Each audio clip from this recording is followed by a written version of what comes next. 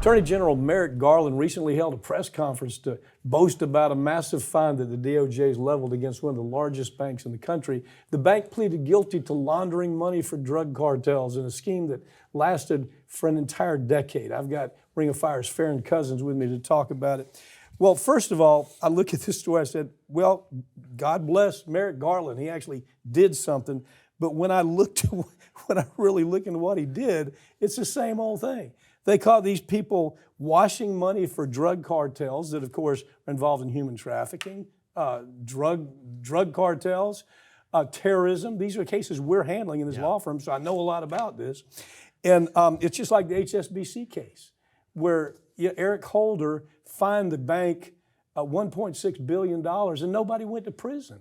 Nobody. We know everybody in the bank who participated in this money laundering that resulted in the expansion of drug cartels, expansion of human trafficking, expansion of terrorism all over the world. Deaths. I mean, people are dead because of what takes place with bringing in the fentanyl. That's one of the things these drug cartels were doing. With this money, we're going to bring in fentanyl into this country that, of course, is just killing people at an alarming rate. But Garland, I actually caught the press conference on Twitter when it happened. Name it is TD Bank. TD Bank, yeah. It's the 10th largest bank in the country, but it's based out of Canada.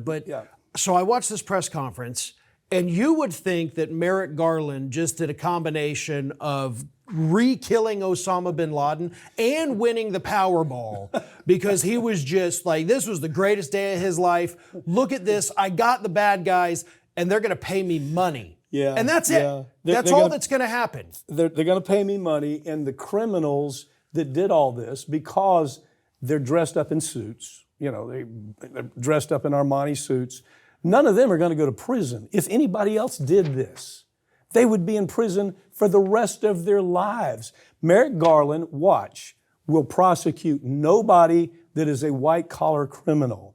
Did everybody know about the bank employees used to joke about it? That's how long this was going on. Bank employees made fun of it. Yeah, we're involved in a crime syndicate, right? Right, and you have plenty of the lower level bank employees, not the people at the top, but these lower level employees that were getting kickbacks from the cartels that essentially bribe money.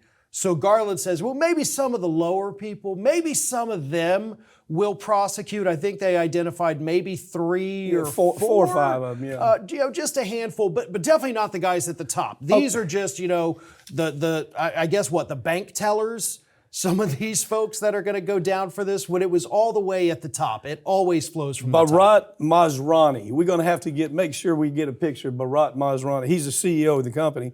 Now, here's what he said. We've taken full responsibility for these failures. We simply didn't know what was going on. I apologize. It took place on my watch. This guy will never go to prison because the banking industry gives so damn much money to the Democrats and the Republicans that they won't throw these people in prison. But they're going to find somebody to throw in prison. But you understand, with the terrorism case, the terrorism part of this, they don't talk about it, but it went on. The terrorism part is where the bank would wash money for terrorist groups, right? We're handling thousands of those cases all over the world where we can actually trace the money that came to the bank, what organization did the money go to, where did that organization, the Islamic organization, where did they operate, what part of the world did they operate in? We can trace the money right to the roadside bomb. Yeah. And so, and by the way, we've gotten very little help from the Department of Justice. Very little help. Very little help from the Department of Defense. Almost none. And so this is just protection, isn't it? It's a Bank Secrecy Act that they violated forever. I just wrote a book on this, by the way. Yeah, I know. It's called Suspicious Activity, and it's fiction, but it's based on this scenario. Yeah. I think the reason the book's selling so well is people, they have no idea this is going on. And then all of a sudden they start seeing this happens right down the street. Yeah, this is obviously not the first bank that's been caught doing this. It probably won't be the last bank caught doing this either. And the reason for that, as you've said, 100 times, is because nobody that's in charge here is going to go to jail. Even some of those lower level people, if they end up, getting convicted, if it even goes to trial, they'll probably cut plea deals. You'll never hear about it again. Right. But if they go to trial, they will get very light sentences, or they'll end up just being the fall guy for it. None of the big guys get any kind of accountability. There's a lot of reasons for it. First of all, it involves money going into political campaigns. Second of all, it involves with the way the Department of Justice works. They have lifetime people there, okay? This is all they've done their entire life. They don't have to do anything extraordinary to keep their job. So if something's really difficult, or even mildly difficult, they're not going to do anything. They're going to declare a victory because they got a big fine, even though because of this, in MBA schools all over the world, they're already teaching kids how to do this kind of thing and get away with it.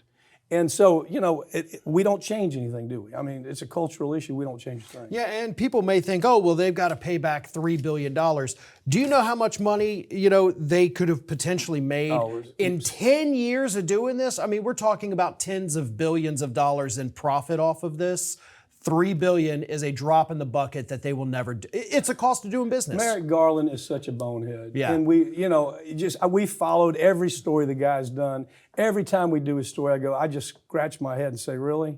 We can't do any better than that as Attorney General of the United States. Well, no matter who the next president is, a week from now, if we find out, he's got to go immediately. Yeah, for sure.